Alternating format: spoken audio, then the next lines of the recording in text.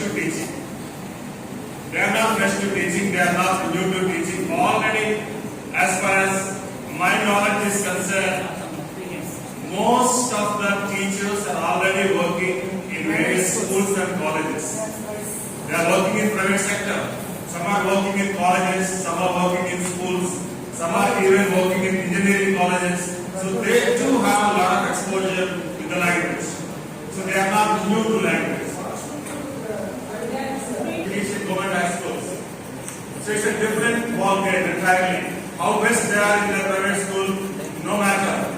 But this is entirely a different ball game. In the morning, some of the faculty from SCRT was asking. So higher officers asked, when students are getting medical seats, engineering seats from private schools, why can't they get from our government schools, from our technical schools? That's what one of the officers asked. The fact that the reason is very simple. The answer is very simple. In private schools, in private colleges, there are two types of classrooms, as most of us know.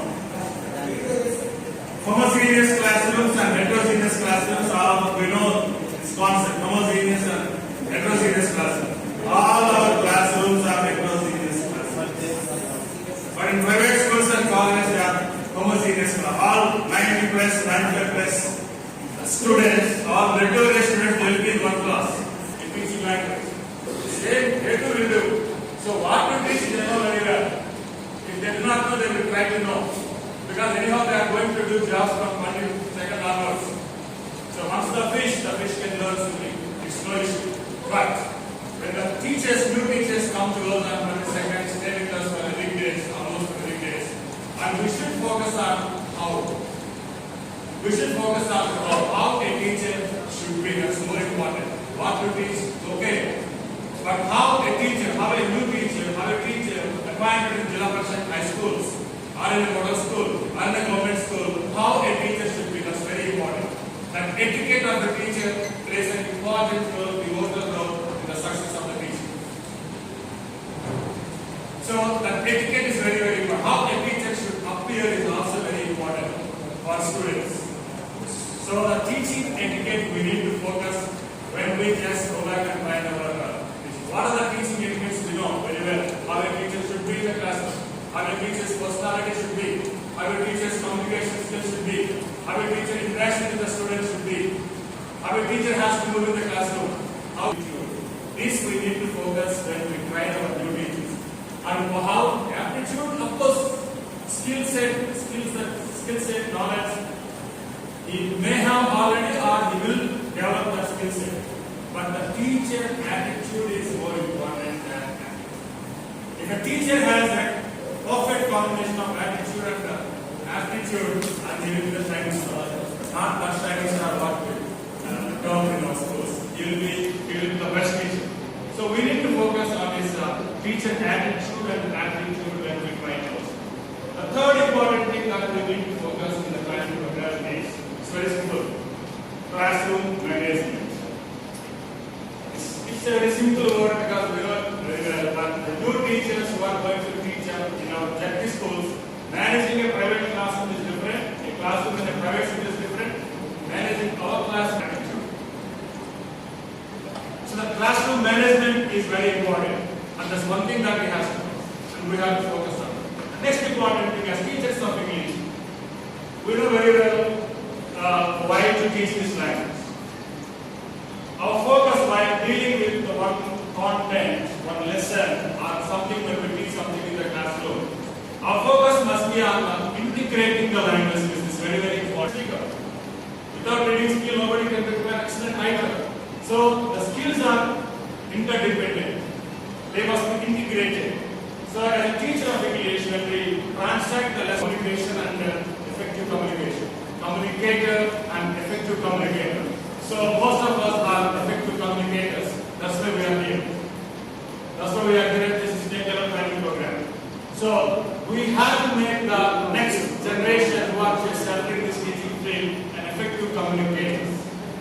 So effective communication is okay. Everybody can speak in a fine language. It's okay. But what communication and non-verbal communication? You know how important the non-verbal communication is for a language teacher. For a science teacher, it may not be very much important. For a social studies teacher, it may not be. I don't say it's not important. may not be very much important. But for a language teacher, especially a teacher of English, our non-verbal communication is very, very important. How impressively and how pleasingly we look at the children, and how pleasingly we talk to them, and how effectively we make the sentences in the classroom, how effectively we use the functional language in the classroom. Because as language teachers, most of our communication is not learned, is acquired. How? That we have to talk about that. And how can we make our communication effective communication? And we also should differentiate between communication and effective communication. And we also talk to them about verbal and non-verbal communication. And we can't deliver the things effectively. We can deliver the things effectively only when you stand before the students and only when you have a panorama of the entire class. The view of the entire class can see them, because they are all experienced and we reach a certain age. It's okay. But we are training the new teachers. The new teachers, they should be given this rule as thumb rule. Never sit in the classroom. Especially never sit in a big class where the strength is made. I don't say hard and fast rule, because it's not a hard and fast rule that teachers should never sit in the classroom. It's not a hard and fast rule. But if anybody wants to become a successful teacher, this is what he has to follow. This is one thing that we have to make. We have to make them aware of these things. We have to make them aware of these things, right? So like this, there are so many things that we can talk to the new teachers, because how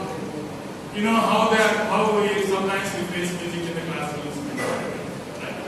So this we have to make them. So it's not a serious note that we have to teach them. Let us talk to them. Let us talk to them. This is how the schools are going to be. This is what the expectation from you. This is how you should plan your profession. This is how you should teach. This is how you should talk. It's very clear. Like this, see, most of you are well experienced. Maybe some of the teachers are more experienced than me. We have so much of stuff already in our mind. Because all these points, just I think, sitting on the backbenches are always bad boys, sir. As school student, parent and community means, our new teachers, they should know about our school, about the students, about the community, and about the parents. Because they are all the stakeholders in our school. School is there, students are there, parents are there, community is there. Effective teaching learning process already we spoke about that. And verbal and non-verbal communication in the classroom, just we have one or two points to the entire classroom. Because he was a role model for all the very adventurous students in those days. The reason for accepting him as the role model is whatever he teaches from the bottom of his heart. He teaches from his heart, not from the lips. So whatever he teaches and he involves in the teaching, he involves in the context and content, and he teaches, the expression comes out from the bottom of it. When we feel and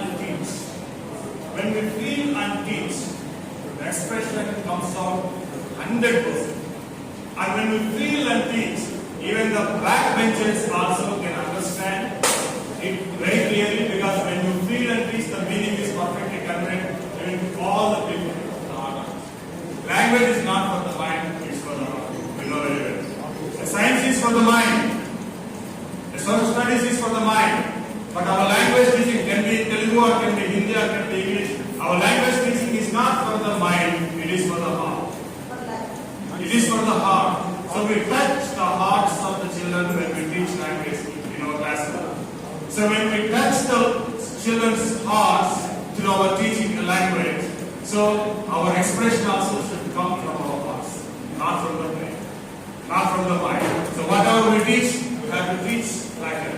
Next one. And live teaching is different from a lively teaching.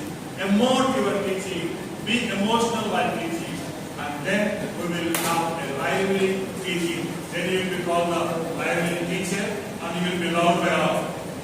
Otherwise, a dry teaching hours. How best you are, the teaching will be a dry teaching if you teach something expressionless.